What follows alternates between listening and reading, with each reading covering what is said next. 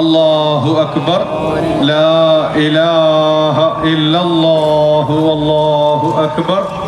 അല്ലാഹു അക്ബർ വലില്ലാഹിൽ ഹംദ്.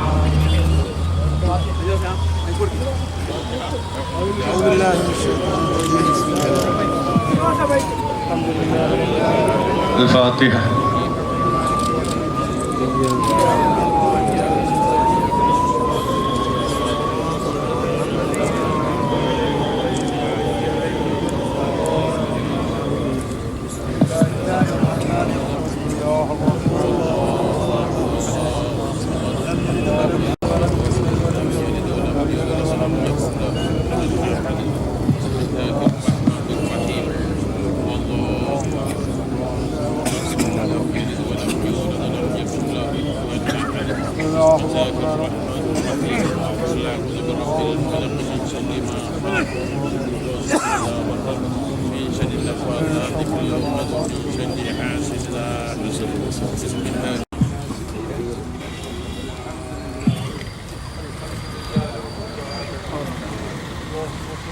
على سيدنا محمد وعلى آل سيدنا محمد.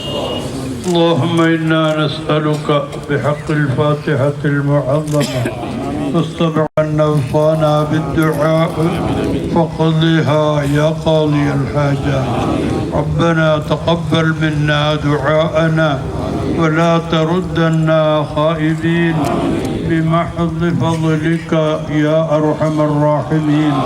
وصلى الله تعالى وسلم على خير خلقه سيدنا محمد وآله وصحبه أجمعين والحمد لله.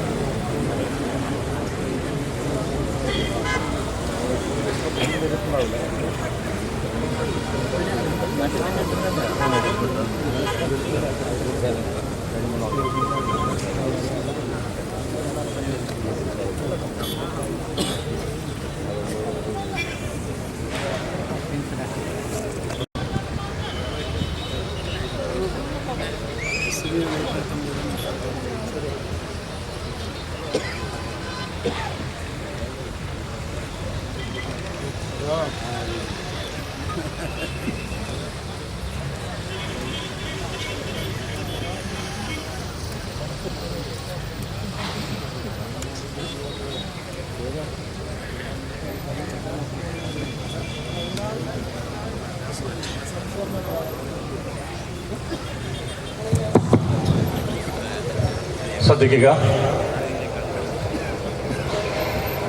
വേദിയിൽ പ്രൗഢമായ ചടങ്ങ് ആരംഭിക്കുകയാണ്. എല്ലാ ആളുകളും സദസ്സിലേക്ക് കയറിയിരിക്കണം എന്ന് ഓർമ്മപ്പെടുത്തുന്നു.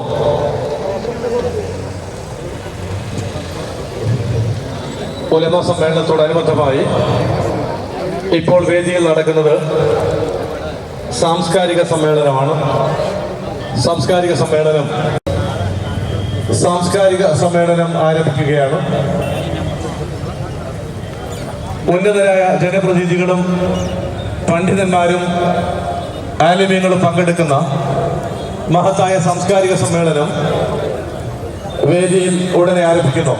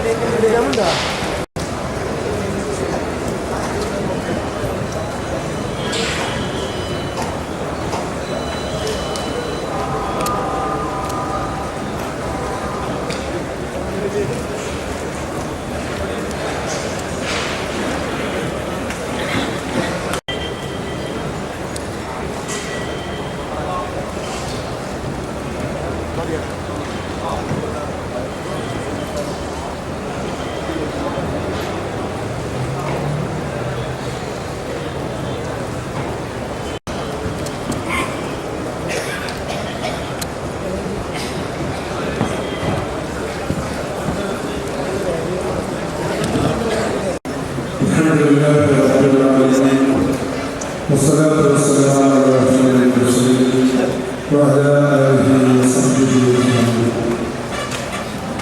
ഈ മഹത്തായ അധ്യക്ഷൻ സമസ്ത കേരള ജംഇയ്യത്തുൽ ഉലമ എന്ന മഹാപണ്ഡിത സഭ 5 വർഷത്തിലൊരിക്കൽ നടത്തുന്ന പണ്ഡിത മഹാസമ്മേളനമാണ് ഇന്നും നാളെയും മറ്റന്നാളുമായി താജുൽ ഉലമ നഗർ അഥവാ ഈ വിശാലമായ വേദിയിൽ വെച്ച് നടത്തുന്നത്.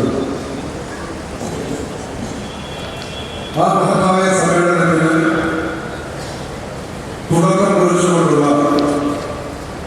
സാംസ്കാരിക സൗഹൃദ സമ്മേളനമാണ് ഇപ്പോൾ നമ്മുടെ വേദിയിൽ ആരംഭിച്ചിട്ടുള്ളത്. കൂടുതൽ വിഷയങ്ങളിലേക്ക് പ്രവേശിക്കാതെ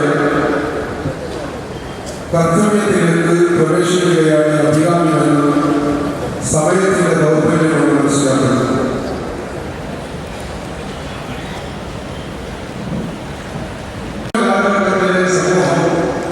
ഇന്ന് ചെയ്തുകൊണ്ടിരിക്കുന്നു. അതുകൊണ്ട് തന്നെ എക്കാലത്തും സമൂഹത്തിന് വ്യക്തമായ ദിശാബോധം നൽകിയ സമൂഹം പണ്ഡിതന്മാരാണ്. എല്ലാ മതങ്ങളുടെയും പണ്ഡിത സമൂഹമാണ് എക്കാലത്തും സമൂഹത്തെ നേരായ ദിശയിലേക്ക് നയിച്ചിട്ടുണ്ട്. അസഹിഷ്ണുതകൾ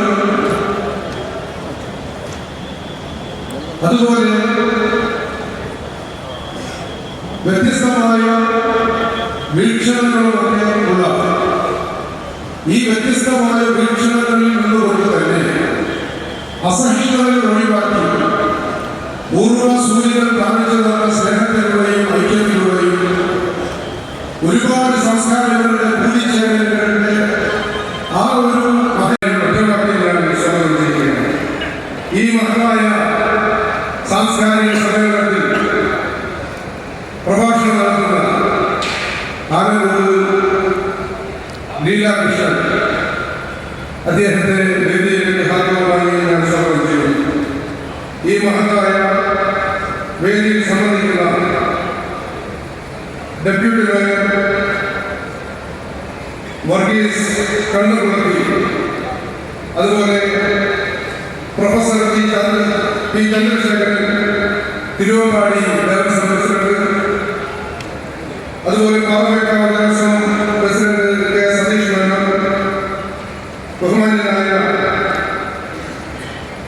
രാധാകൃഷ്ണൻ, അതുപോലെ CPM ജില്ലാ secretary Radhakrishnan, DCC vice president Jose Vadoor,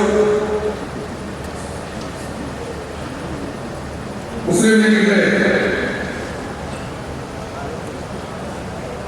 ബഹുമാന്യനായ റഷീദ്, CPIയുടെ KK വത്സരാജ്, BJPയുടെ നാഗേഷ്, കോർപ്പറേഷൻ കൗൺസിലർ രാവണി, അതുപോലെ ബഹുമാന്യനായ ഡോക്ടർ അബ്ദുൽ കരീം വെങ്കടൻ, ബഹുമാന്യനായ ഹംസ സാഹിബ് രവിഷോർ, ബഹുമാന്യനായ CV ഫ്രാൻസിസ് അഡ്വക്കേറ്റ്, അവരൊക്കെ ഈ സമ്മേളനത്തിന് വേണ്ടി വലിയ സംഭാവന അർപ്പിച്ച ആളുകളാണ്. പ്രത്യേകിച്ച് അഡ്വക്കേറ്റ് ഫ്രാൻസിസ് അവர்கள் ഈ സമ്മേളനം നടക്കുന്ന സ്ഥലത്തിന്റെ ബഹുഭൂരിഭാഗവും അദ്ദേഹത്തിൻ്റെതാണ്.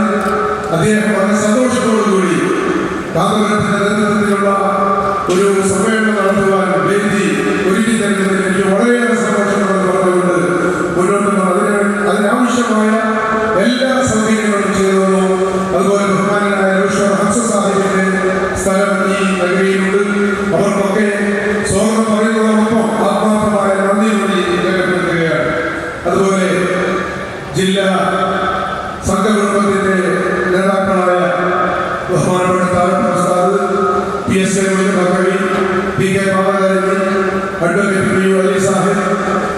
ഇബ്രാഹിം ഹാജി, അതുപോലെ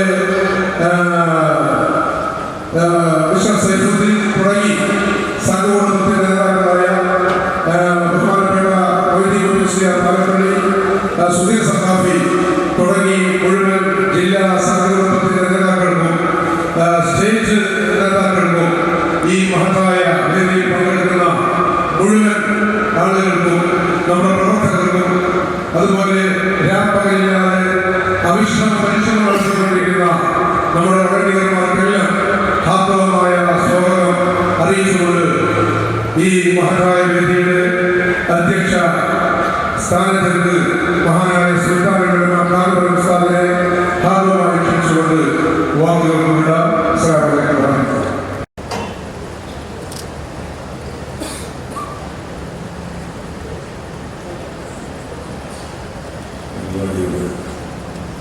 പ്രഥമ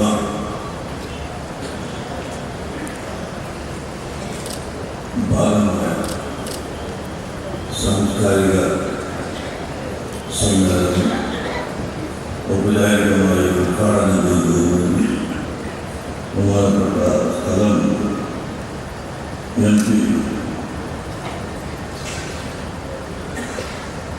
CN ജയദേവൻ അവരുടെ ക്ഷണിച്ചു.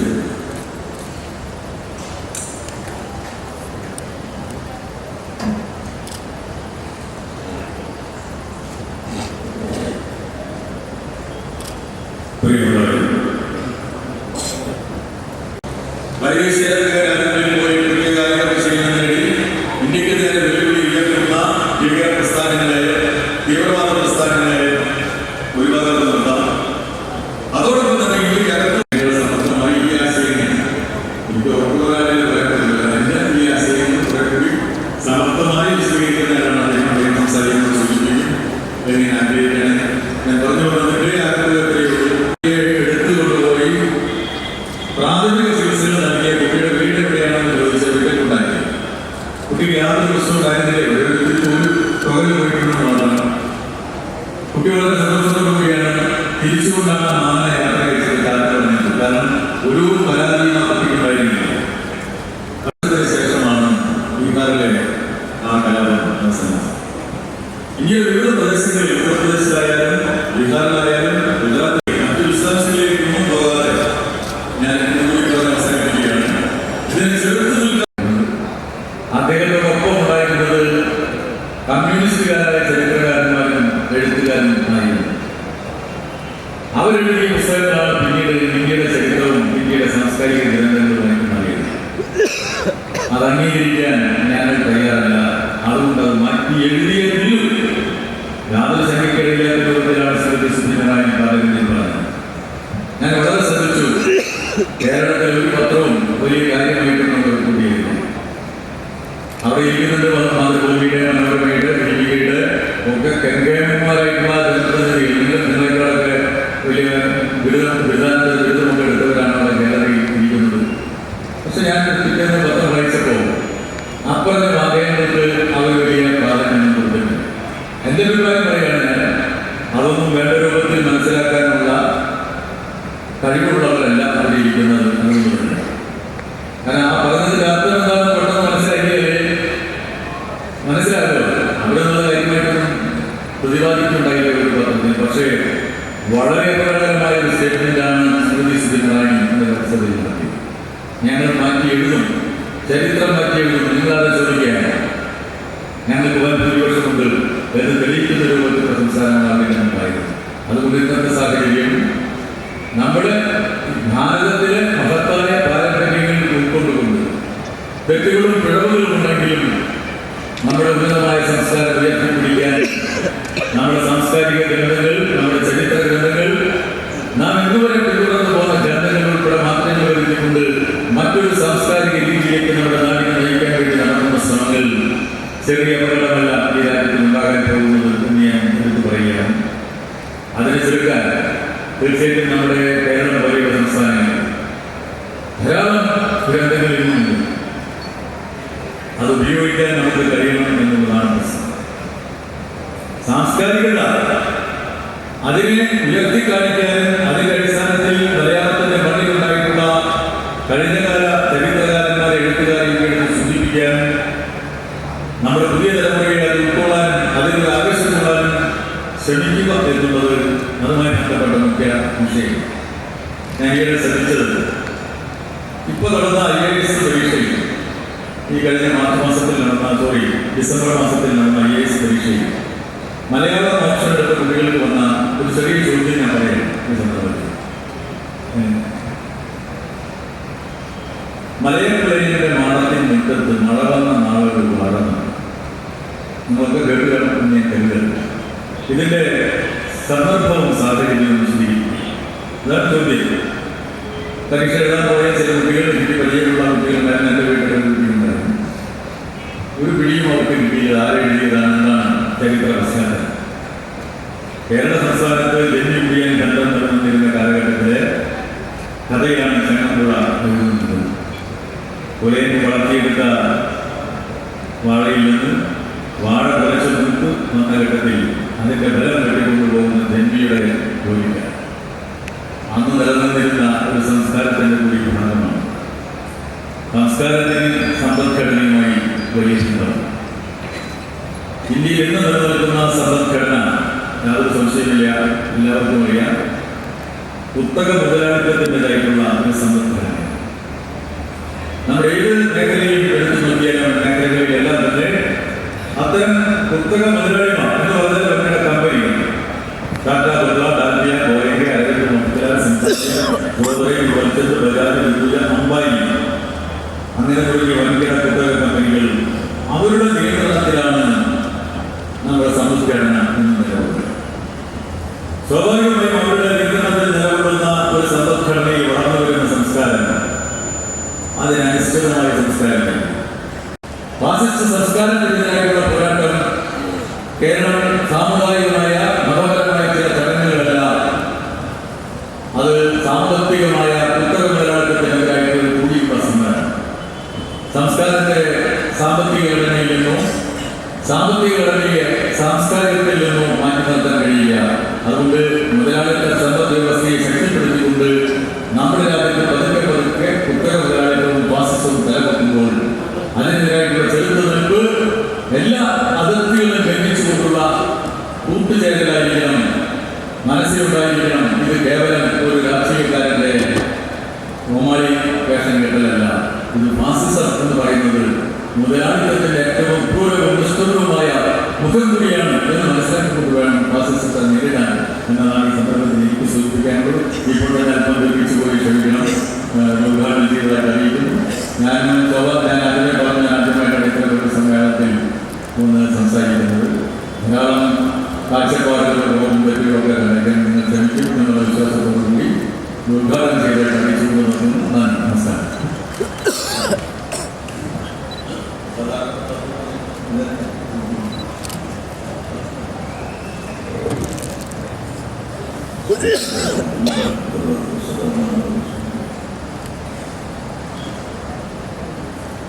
എൻ്റെ പ്രസംഗം ധാരാളമായി ഇവിടെ വരാനുള്ളതുകൊണ്ട് മറ്റുള്ളവർക്ക് ചാൻസ് കൊടുക്കുക, അതാണ് ഞാൻ പ്രസംഗിക്കാറുള്ളത്. മകന് മുമ്പ് അവസാനിപ്പിക്കേണ്ട പരിപാടിയായതുകൊണ്ട് കൂടുതൽ മുന്നോട്ട് പോകാൻ വിവാഹമില്ല. മറ്റൊന്ന്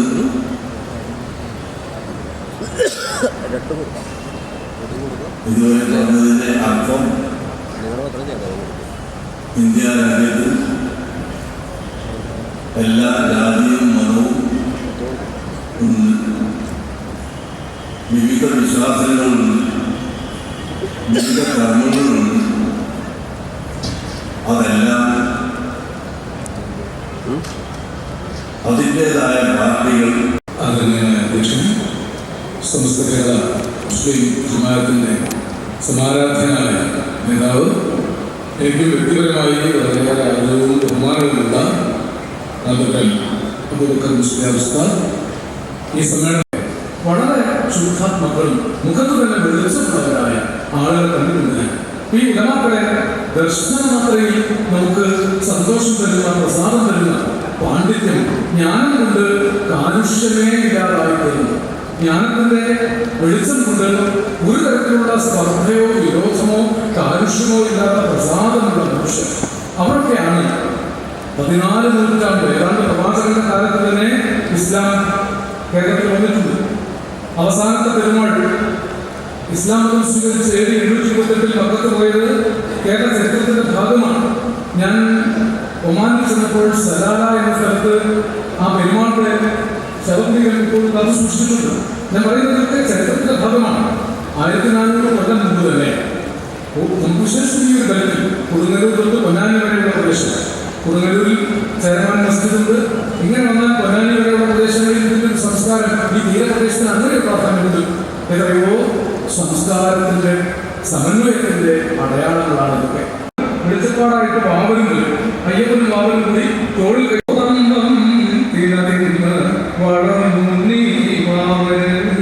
പാട്ടാണ്. കപ്പാരി തോട്ടത്തിൽ പാത്തുമ്മ പറ്റ പുത്രനാണ് വാവർ എന്നാണ് കഥ. ആ വാവരാണ് അയ്യപ്പന്റെ സഹോദരനാണെന്ന് കഥയിൽ പറയുന്നത്. ഈ പാത്തുമ്മ വാസ്തവത്തിൽ പ്രവാചക പുത്രിയായ ഫാത്തിമ തന്നെയാണെന്നാണ് ഒരു ഫോക്ലോർ പഠനത്തിൽ നമുക്ക് മനസ്സിലാക്കാൻ സാധിക്കും. പ്രധാനപ്പെട്ട ഖലീഫുമാരിൽ ഒരാളായിരുന്ന സയ്യിദ് അലിയുടെ പത്നിയായിരുന്നു പ്രവാചക പുത്രിയായ ഫാത്തിമ. സയ്യിദ് അലിയുടെയും ഫാത്തിമയുടെയും കഥ ആ കാലം മുതൽക്ക് തന്നെ നമ്മുടെ ഫോക്ലോറിലുണ്ട്. നമ്മുടെ അക്കാദമിക് പറഞ്ഞെങ്കിലും നമ്മുടെ നാടോടി വിജ്ഞാനത്തിൽ ഈ സയ്യിദ് അലിയുടെ പത്നിയായ ഫാത്തിമയുടെ പുത്രനായിട്ട് വാവരെ കാണാൻ ഞാൻ ആദ്യം ഉദ്ദേശിച്ച വചനമുണ്ടല്ലോ. പോരാടാൻ തയ്യാറാവാതെ അദ്ദേഹം വിട്ടുപോവുകയാണ് ചെയ്യുന്നത്. ഒരു മഹത്തായ പാരമ്പര്യം, വിട്ടുവീഴ്ചയും പാരസ്പര്യവുമാണ് ഒരു ജനതയെ മുന്നോട്ട് കൊണ്ടുപോകുന്നത്. അതാണ് ഉലമാക്കൾ നമുക്ക് തന്നത്. ഈ പണ്ഡിതരാണ് ഇസ്ലാമിന്റെ സംസ്കാരം.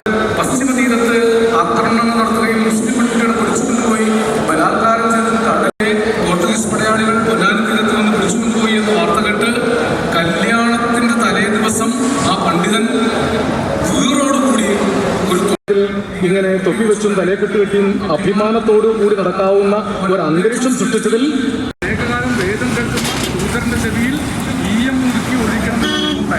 ശൂദ്ര മക്കള സംയുക്തം ദൂരത പരിവർത്തനം അക്ഷരം പഠിച്ച് ശൂദ്രനെ കണ്ടാൽ മണ്ടിക്കണം എന്ന് പറയാം. ശൂദ്രൻ എന്ന് പറഞ്ഞാൽ ഈ പ്രോസ്പെക്റ്റിന്റെ സ്വാതന്ത്ര്യത്തിന്റെ പാതയായി ആർക്കും സ്വീകരിക്കാവുന്ന വഴിയായി